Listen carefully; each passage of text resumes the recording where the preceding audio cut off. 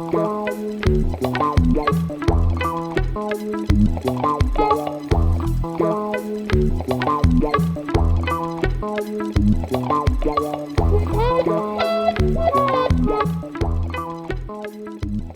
so the main purpose of my talk is to present a characterization of so-called Hamiltonian compact connected manifolds in terms of momentum polytope. And this characterization is a characterization à la Delzan, meaning that it should extend the characterization of compact toric manifold in terms of certain convex polytope. So I will start by introducing what a momentum polytope is, and then I will move to multiplicity-free manifolds. So in my talk, I will be given a triple, so M, omega, and phi, where M is compact, connected, compact connected K manifold, where K is a connected compactly group.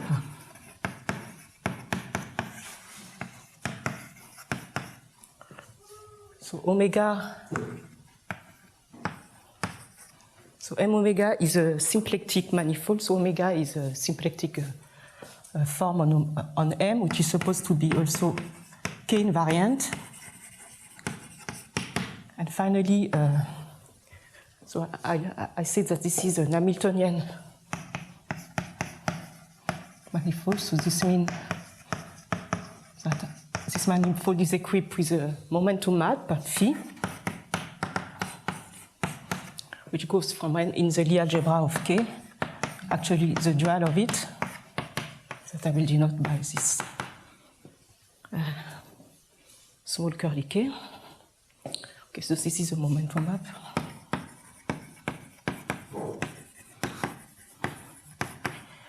And okay, so when I look at this momentum map and actually as the quotient of it, meaning so I start with M, with this momentum map phi.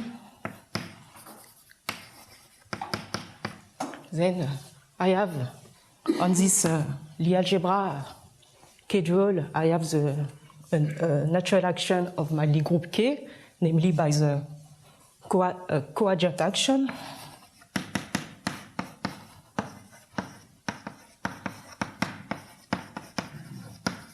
So I'm taking the quotient with respect to this coadjunct action, and this orbit space has a nice parametrization.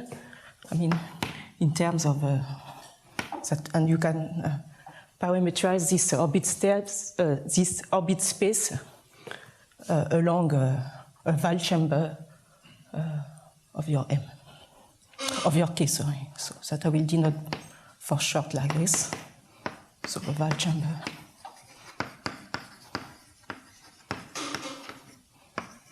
of the Lie algebra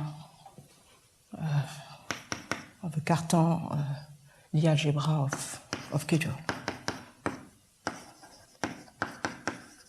Okay. So in this respect, you get a map here, this composite, that I will denote for short by phi plus. And by a theorem of Kirwan, in the case of a compact and connected Hamiltonian manifold, the image of this phi plus map is a convex polytope.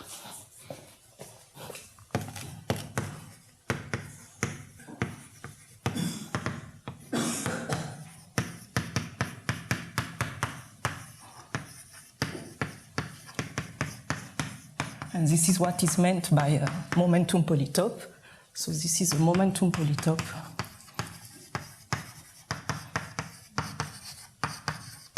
of this given triple M omega phi. Okay. So before I give you some example, I would like to introduce now what a multiplicity-free M omega phi is, or means. So as I said, throughout my talk, I will always consider such M being compact and connected. So we say that M omega phi with this prescribed K action is multiplicity free.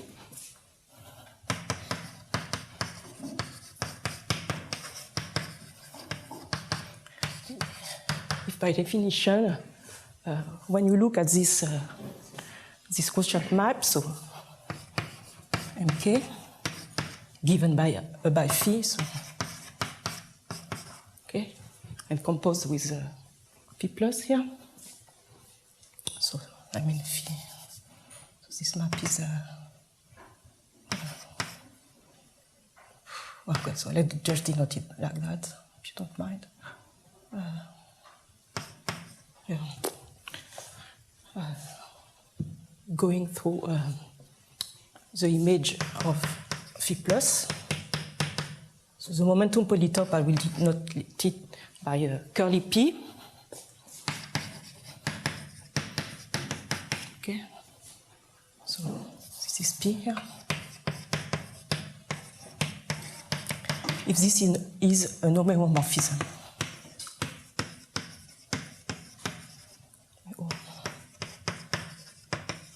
Okay, so now I have introduced all the characters of my talk, so momentum polytope and multiplicity-free manifolds. So examples. So the first natural example you may think of is just the one given by a single K orbit, so with respect to the coadjuvant orbit. So let's take M to be a lambda. You can suppose lambda to be in this prescribed Wald chamber.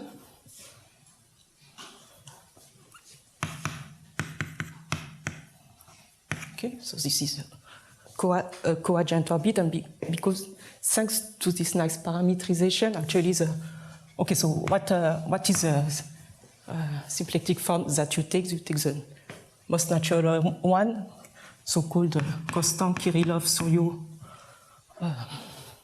symplectic form. So it depends on lambda. It's just defined this way.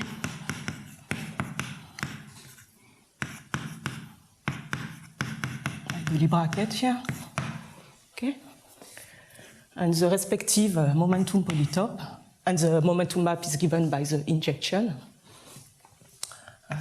This is just the singleton given by lambda, okay, and this is obviously multiplicity free. So now you have the toric manifold.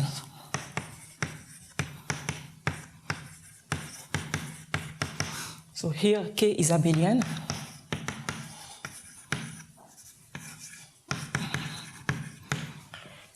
And the dimension of M, the Weyl manifold, is twice the dimension of K. These ones are also multiplicity free. Now you have this theorem of Delzans that I was invoking at the beginning of my talk.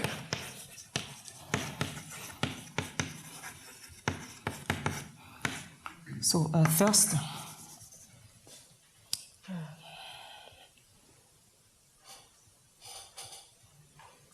let me write here. Okay, so whenever you consider for a prescribed K, all the toric, even compact here, everything is compact, as I said, compact toric manifolds.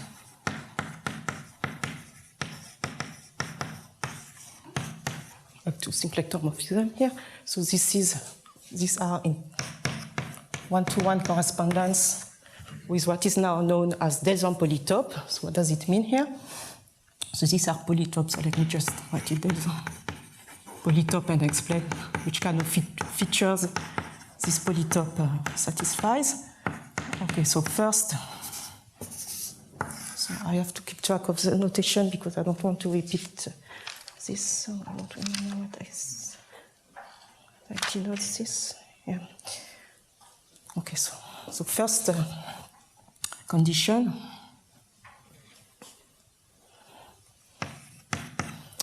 is that this polytope has, so let's say that so K is prescribed, so the dimension of this polytope is prescribed, so let's say these are n-dimensional. Okay, these polytopes are n-valent, meaning that whenever you have a polytope in your, so here, this is just T, this Wald chamber is a wall T. Okay, so at a vertex, your polytope, you have exactly n ways going through. So then you have as a second assumption, you have rationality assumption in the sense that the slope of the rays are rational. So you can write them like V plus T Z, where T is positive, and V is actually a lattice point. Okay, that's what I mean, so the slope is rational. And finally, there is this smoothness condition, meaning that not only do you have n rays at each vertex, but they do form a basis of your lattice.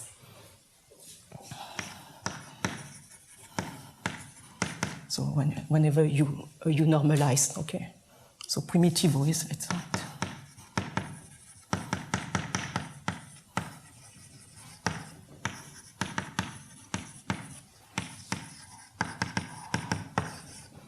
Basis of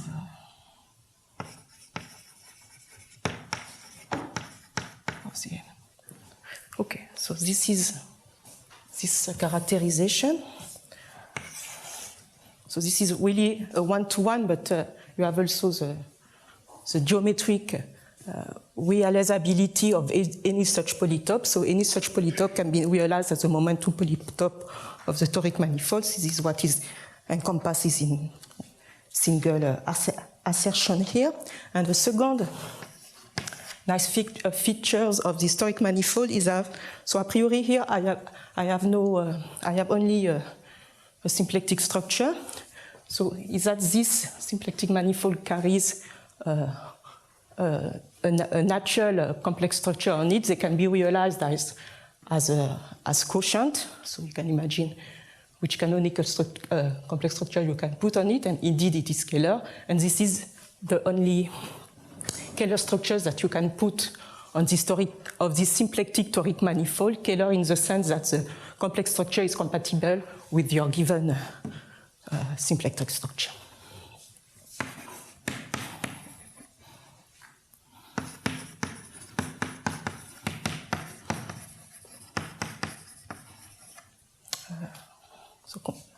So let me write it concisely by a scalar structure.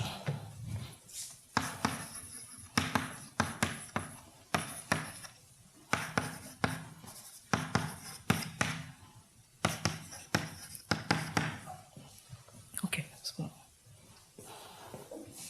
so this you have. So now what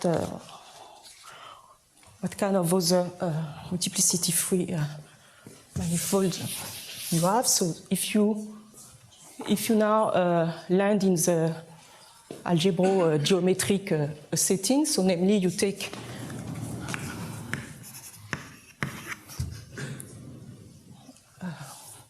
so now we denote every algebraic object by X instead of M. So if now you take a polarized projective variety, so here this is a polarization. So this is a line bundle which is supposed to be ample. That's what I mean by polarization. So this is a particular projective. So L is a line bundle, and it is equipped with with an action here, not of a compact Lie group, but a complexification of it. So in particular, a reductive algebraic group. So I demand X to be acted on by Kc. So I have a G variety, which is projective and then smooth. So I have an underlying natural structure of a symplectic manifold, where the symplectic structure comes from the Fubini-Study metric on X that you get from the projective space in which X is embedding with respect to L. So L is a line bundle which is supposed here to be generalized.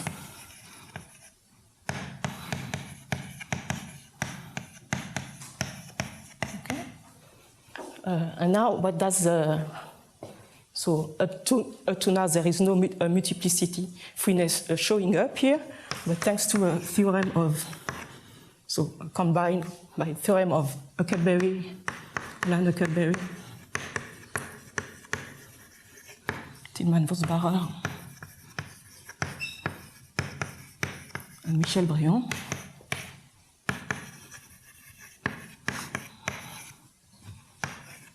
Okay, so the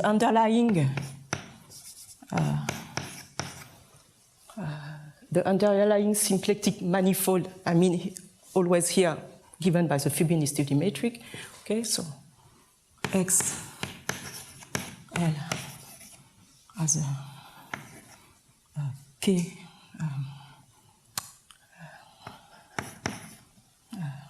as an Hamiltonian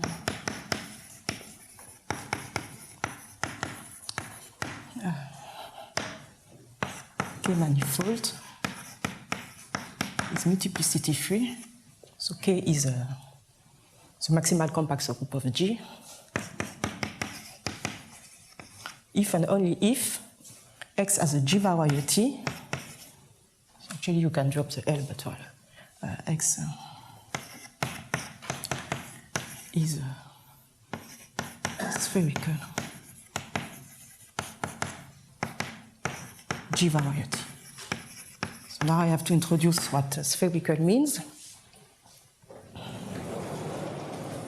So actually this is a notion which goes beyond projective and smooth. Let me define it only for projective, and then I will say just what it means in the for more general X, meaning not necessarily smooth nor projective.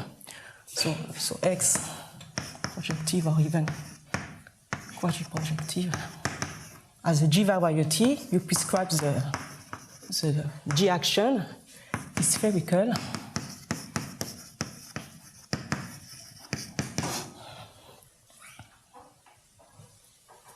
Yeah.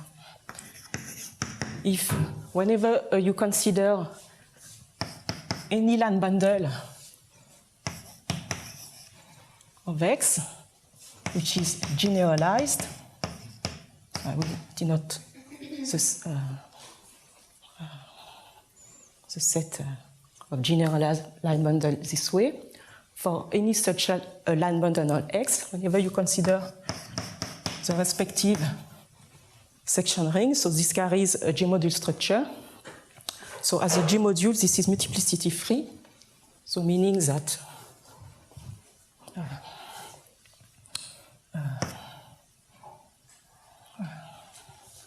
the dimension of V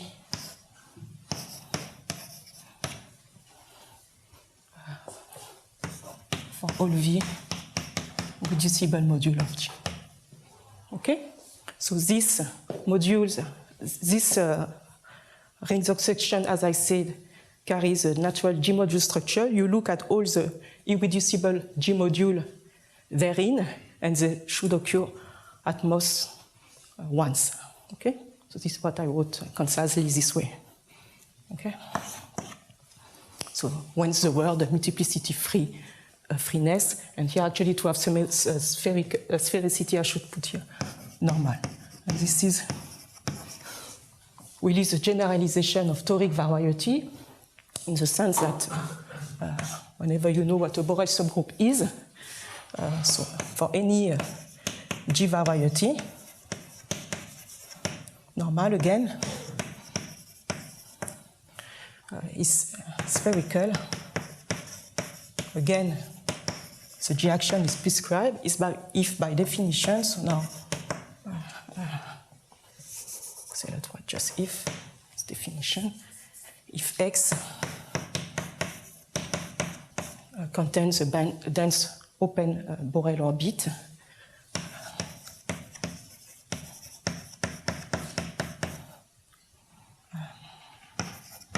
where B is a Borel subgroup of G. Okay? And this is equivalent to this very definition in the case of projective or even quasi-projective. This is due to Michel Brion and Ernest Weinberg. Parallel, actually. Okay. So you see here readily that toric varieties, so G equal B equal maximal, equal an algebraic torus, is indeed toric with this very definition. So you have this interplay here with the very geometry of X, equipped with this action and this representation, theoretical characterization of sphericity. So now so you have also this pathing through this multiplicity freeness of Hamiltonian manifold and sphericity. So here the K action, so implicitly here I didn't write it, but you understood that the Kc action is just like you can extend this given K action of your manifold X to a Kc action, to a G action, so that you do get spherical variety. Okay, so I would like now to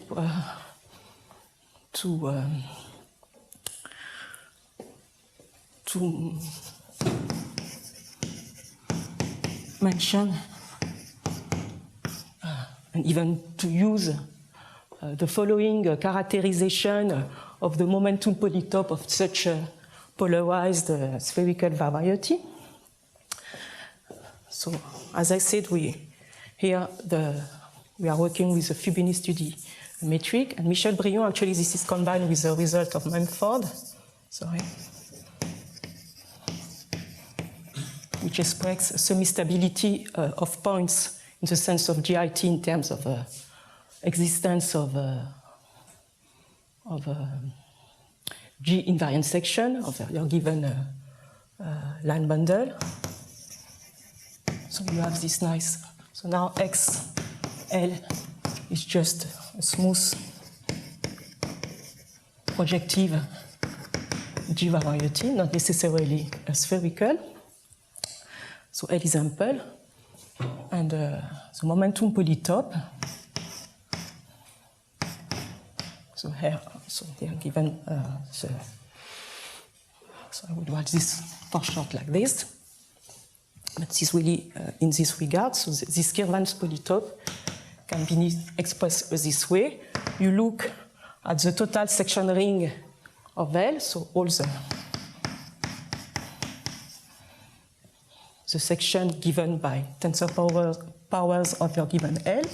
So as I said, this carries a G-module structure, and you look here at all the irreducible module. You want to encode the G-module structure of your total section ring, so I forgot to introduce.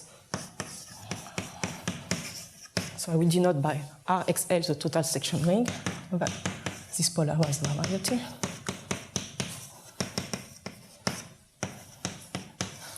Okay, and we have this.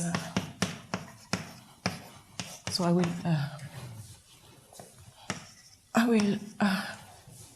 consider all the G module with respect to G isomorphism. So you know from representation theory, so G is reductive. So this is a KC.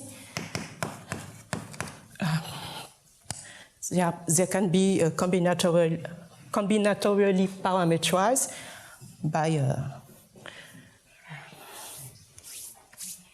the so-called dominant weights of your GBT. So you fix a positive Wald chamber, so let's write it for short like this. Okay. So this is dominant weights. So monoid. Okay. So and I will denote the respective irreducible module by V lambda. So as I said, I want to encode the G module structure of the total section ring of this polarized variety. So I look at all the irreducible module of these tensor powers, section tensor powers. So whenever this is not trivial, so I do have an irreducible module of the form V lambda in this total section ring. So I want to encode it, and I want to keep track of the grading here. So I have this. So the momentum polytope, the Kirwan momentum polytope, is the closure of this set. So another way to formulate this, the rational, so you have your a lattice given by the character of the maximal torus of G. You take the rational point within this Kirwan polytope, you have this set, or if you want to take the closure of this, and you get all PXL. So this gives you a nice representation, theoretical characterization of the Kirwan's polytope in terms of the module structure of the total section ring.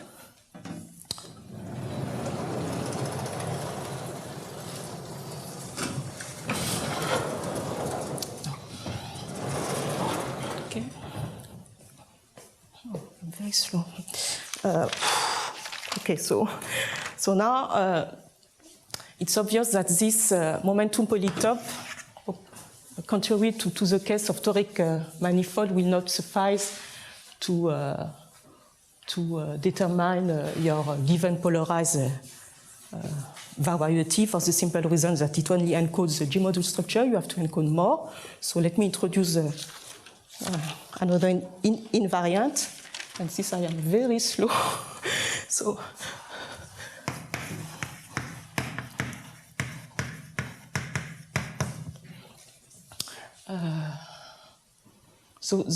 even if so here in this theorem of Michel Brion, there is no multiplicity freeness, no sphericity condition assumed, but whenever you have multiplicity freeness, this really encodes the G module structure of the delta section ring because you have only multiplicity 1. If you don't have multiplicity freeness, of course, you do not even encode the whole G module structure.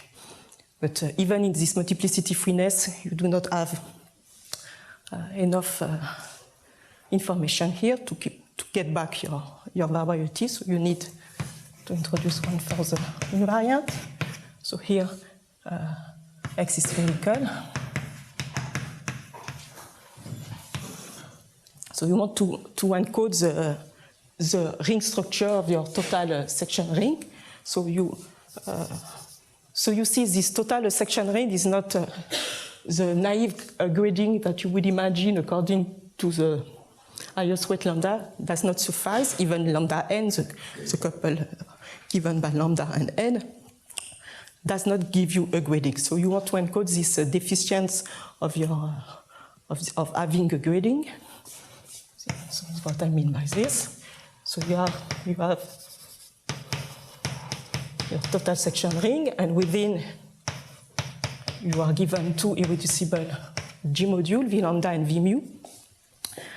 And you look at the product of these two. I mean, the product given by the ring structure of the total section ring of XL.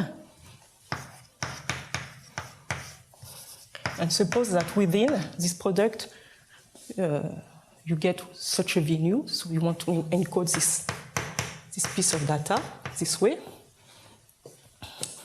For sure, in this product, you will always have lambda plus mu So, okay, so the higher spread module, the reducible module of higher spread lambda plus mu is always contained in this product. So this is the root monoid. This is a monoid, and it is called the root monoid.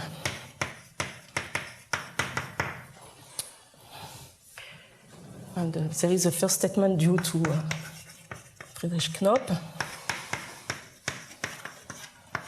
saying, so let me denote it by curly R XL.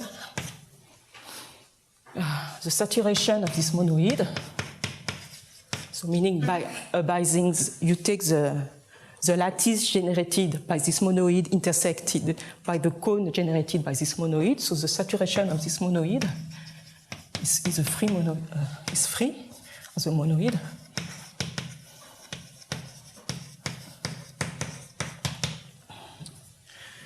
And together with Roman Avdeyev,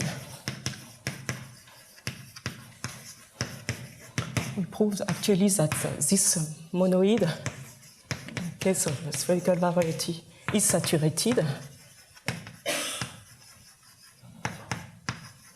And thanks to Knopp's result, it is a free monoid. So you take a basis of this free monoid. So you do have a basis, and I will denote this basis by sigma XL.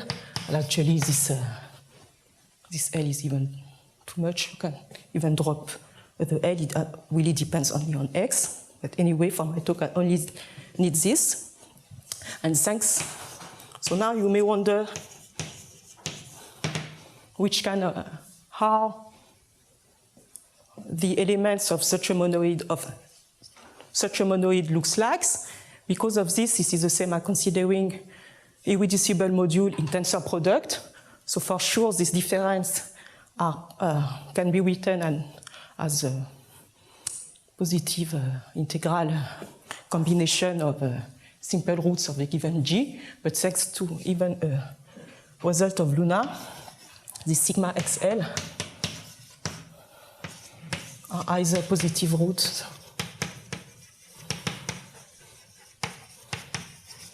of G or sum of two strongly orthogonal positive roots, so meaning that there are some of orthogonal roots with respect to Killing form, and the sum of them is not a root. So, for instance, the double of a simple root, or no, not the double of the simple root. So, I don't know. Okay, so we understand strongly orthogonal positive roots. So, I don't want to elaborate too much on this, but this set is really nice. So, in particular, you recover here the roots of a given G, because you can realize G as a spherical variety with respect to the G cross G action. So you do recover this case here. So now, why you see? So now you have this further invariance showing up, and thanks to a theorem of Lojève that we will prove with Roman Avdeyev, is that whenever you are given to a spherical, projective spherical variety, not necessarily smooth, they are isomorphic as G varieties. So they are, let me emphasize that here everything is spherical. If and only if they do have the same moment 2 polytope,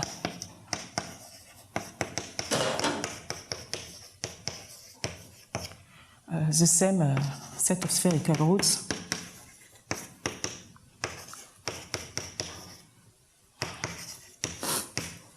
and actually there is a character that I did not introduce, that I have not introduced.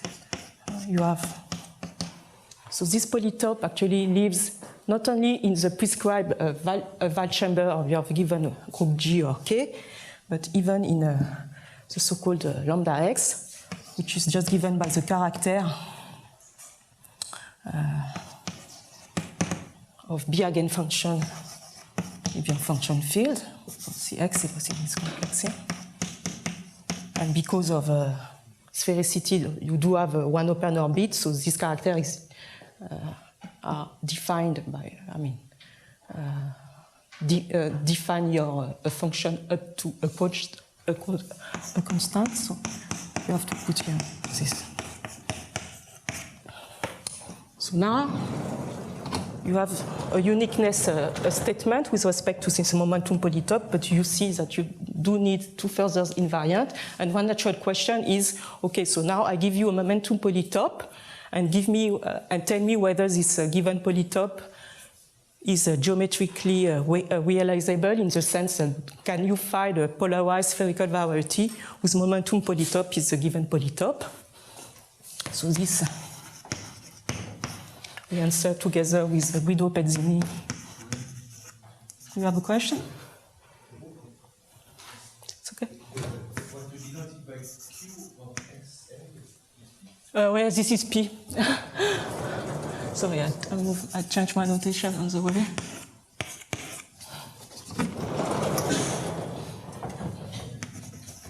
Together with Guido Pezzini and Bart Landstedt again.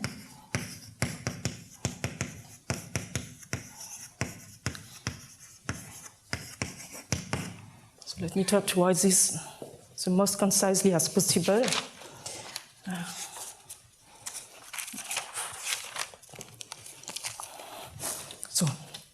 So here you still have a reductive group, J. So this is fixed. So you are given a triple.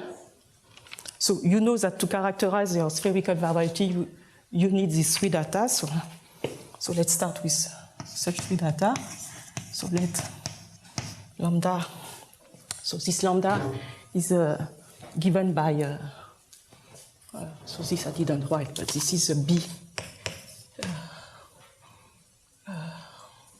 So F is a, so you understand, the F is a B semi-invariant section, so this is the character, the B weight of F.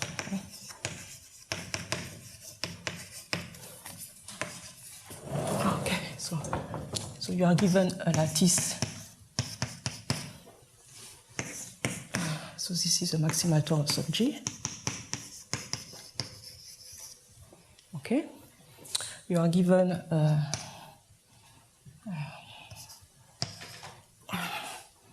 convex polytope.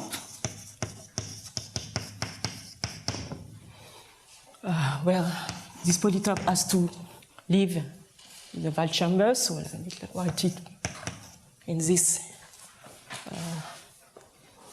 parametrization of the irreducible module. So let me keep on with this notation. Okay, and but eventually, possibly with rational vertices. So you are in the Q span of this, and you are given a sigma which live in this, let's say, in this set of such a combination of roots. And now you have the following statement. So this triple, so this is not a Q, lambda Q, a sigma is geometrically realizable. I mean, for a given by a spherical variety, not any variety. So not necessarily smooth. If and only if. So you have three kinds of properties, a bit like the one there. There is a polytope. So the first one is that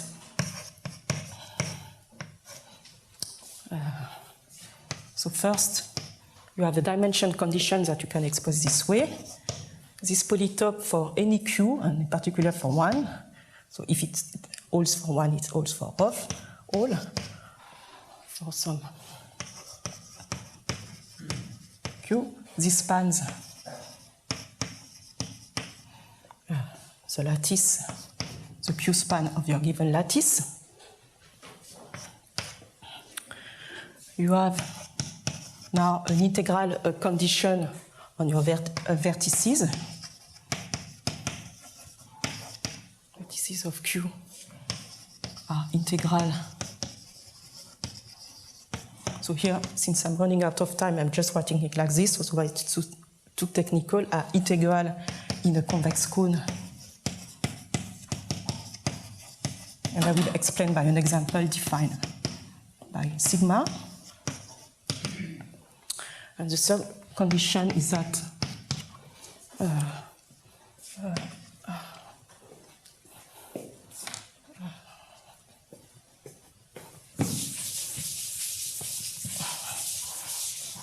so you have a polytope, so this is your given polytope, so let's say Q.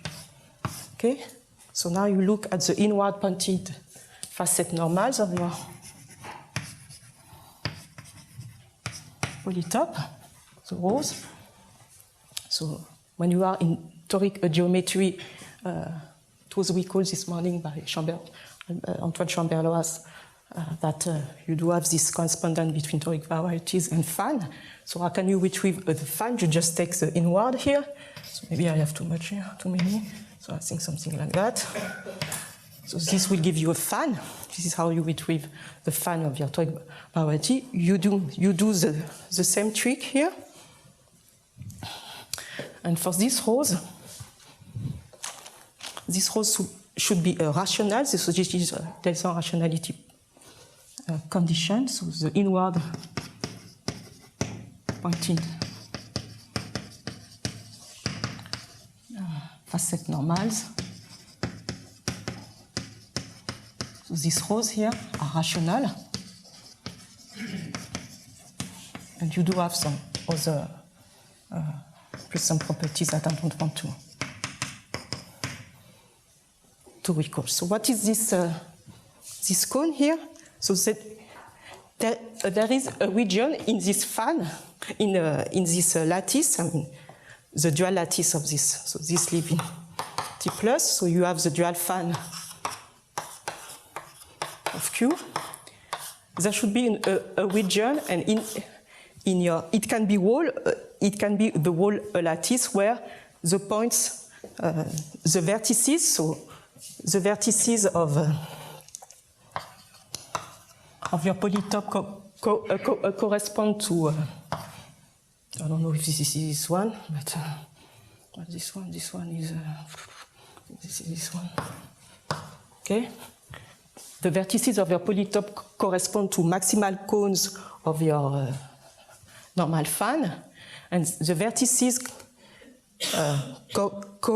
corresponding to the cone intersecting a prescribed region defined by a sigma should be in your lattice lambda. So where does this property come from? Is whenever you have a Kirchhoff momentum polytope, a big difference with the toric case is that any vertex may not be geometrically realizable. In the sense, it may not be the image through the momentum map of a k-orbit of your given manifold. In the toric case, all the vertices correspond to toral fixed point, a fixed point fixed by your given torus. But whenever you pick up, you take any vertex of your momentum polytope, it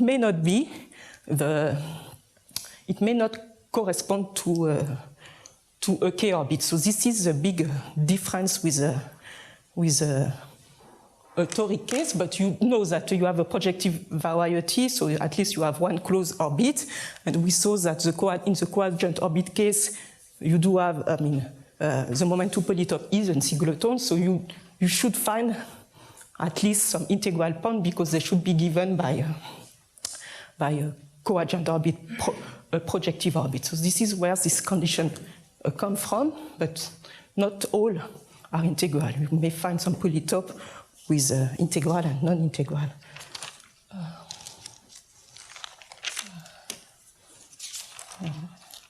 Lattice element. Okay, so this is, so unfortunately I cannot Actually, not unfortunately, because I did not plan at all to explain the proof. I mean, I think the statement is already illustrative, more illustrative than the proof itself, especially if you don't know the theory of spherical variety. I think it's enough to digest. So there are even two questions that I would like to answer. So now, thanks to these two theorems, we do have such a characterization. So I would like to mention that Boris Pasquier has a characterization in the case of what is called the horospherical varieties. So these are varieties that can be realized as a G-span or the fixed point set of X with respect to maximal unipotent subgroup of G. For instance, flag variety as R horospherical. And in characterization of the momentum polytope is given by Boris in terms of quadruple, and it turns out that there is one redundancy in these quadruples. I mean, you can express this really with these three triples, and even in the case when this is void. I mean, the Boris Pasquier quadruple corresponds for us to these triples, where the sigma is empty. And this characterization also extends the toric case, because in the toric case, these sigma are void. Okay, I mean the section ring here.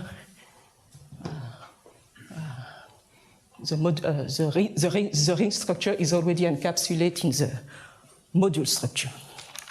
When you multiply here, the only weight which occurs is given by the sum of the two. So now let me finish with the Kähler case. So this was the answer for the algebraic setting. So let's go back to multiplicity-free manifolds, again with Guido and Bart. So here again, I will try to be as concise as possible.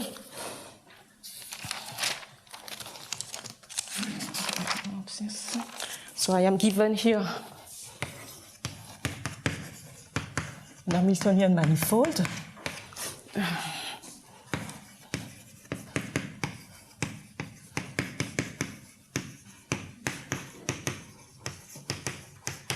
Okay, so and we'd like to see what's happened with this existence and uniqueness of a Kähler structure. So none of this holds in general. So I didn't give this example, but I have 2 minutes. I completely forgot the example. So you take 2 copies of P1 acted on diagonally by SL2. So SL2C, the thing is complex here. Okay, and now you take this rational Rolle surface given by the projectivization of OP1.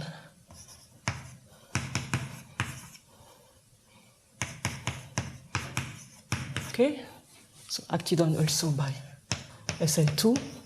SL2 action on P1 being the natural one. So this happens to be both surfaces. So if you want rational Rolle surfaces of same parity, so are as manifold, they are isomorphic and even as SU2 manifolds. But obviously, not that are as G varieties. And even if you can find suitable linearization, they are even isomorphic as SU2 symplectic manifolds. Okay, so in particular here, you do not have uniqueness. You do have a Kähler structure, but on this as a manifold, you do have two complex structures. So this example shows that definitely not have always uniqueness and even non-existence. The first example of a multiplicity-free Hamiltonian manifold, which is not Kähler-Weisable, was set up by Woodward time ago, a while ago. Now we have this characterization of the Kähler structure on a given omega. So again, compatible with this given omega.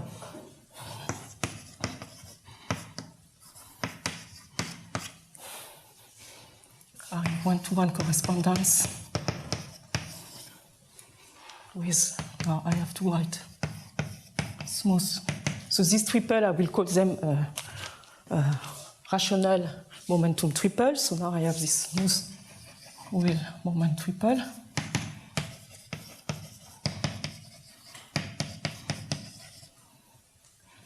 So given by, sorry, M. P, the P, and sigma. Okay? So whenever you can find a momentum triple, but now which are supposed only to be real, so you don't have anymore this integral conditions. Your vertices are not necessarily rational, so this is what I call real. And the smoothness is Delson smoothness, polytope.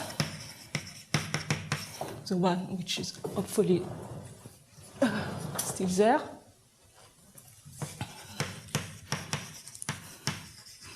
But which is equivalent actually in the toric case to factoriality. So this gives you only the factoriality, so you need another property, combinatorial properties that I don't want to express. So you do have a nice characterization of the Kähler structure, and because this sigma, you see, is a subset of this sigma G, you have only finitely many such combination of roots. So you do have finitely many Kähler structure. It may not happen, but if you have some, they are bound by the 2 to the rank of your group.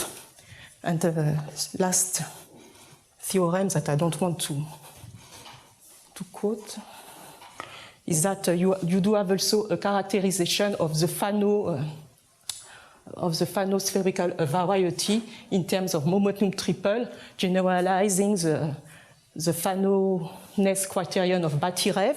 So Batirev has a Fano-ness criterion in so-called reflexive polytope. So we do have the panda of this criterion whenever you do have also a momentum polytope where the polytope here which shows up in your triple is reflexive. So in particular, you do have also finitely many. For a group, you do have finitely many Fano-spherical varieties, which was already known by some other approach by Alexei van Brion. So I will stop here. Thank you for your attention.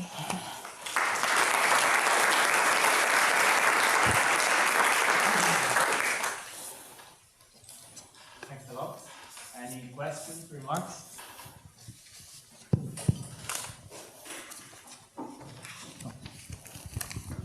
Is it possible that there is no Kähler structure? Yeah, because it is possible to have no Kähler structure. For instance, so as I said, there is an example given by Woodward in the late 90s. It was already known. I mean, you start with a coadjuvant orbit. You take its momentum polytope, and you take a symplectic cut of it. So you have a certain polytope. It was in SU2, if I remember right. This polytope hits the wall of a Weyl wall, and you take a cut of it, and it turns out that this momentum polytope is not the momentum polytope of a Kähler-Weisable manifold. So if you do, in particular, what this theorem tells you implicitly, I didn't formulate it this way, in particular, if you can't find such swivel, for sure, you do not have Kähler structure. And this is, I mean, a finite process, as I said, because this sigma here, it really is something, a finite set, so you don't have to check for a lot of momentum triples in some sense. Yeah. And one of my students is generalizing, so this is purely combinatorial, giving a geometrical counterpart of this of exhibiting non-Kähler family via this combinatorial criterion.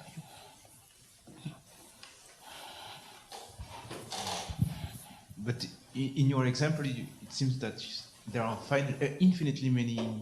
No, compatible with. I mean, I want something compatible with a given as a SL2 variety. Yeah, I am SL2 varieties. So what can you put here? So here you take. So here I didn't give the polarization. So I mean, you can take here as polarization as far as I remember this one.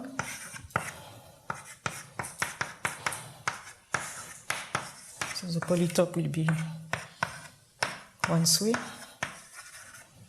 And here again you take the natural one, so they do have the same momentum polytope. I mean here, how many Kähler structure? What is the meaning here of this theorem? How can you translate this theorem here? Either you have, so this one actually is orospherical in the sense that this is empty. The ring structure of your total section ring is given by the Cartan product. There is no, so this is, and here do you have, this is just the simple root alpha of SL2. You do have only 2 Kähler structure compatible with your given, symplectic structure. I'm not taking up something Kähler in absolute way. A complex structure compatible with your given symplectic structure. And here you have only 2. They are given by these 2. Don't have any more. I mean, this is isobor surfaces. Either they have the same parity as manifold, they are isomorphic, but they are never, as complex manifolds, they are never isomorphic, isobor surfaces. Okay, so we can thank Stéphanie again.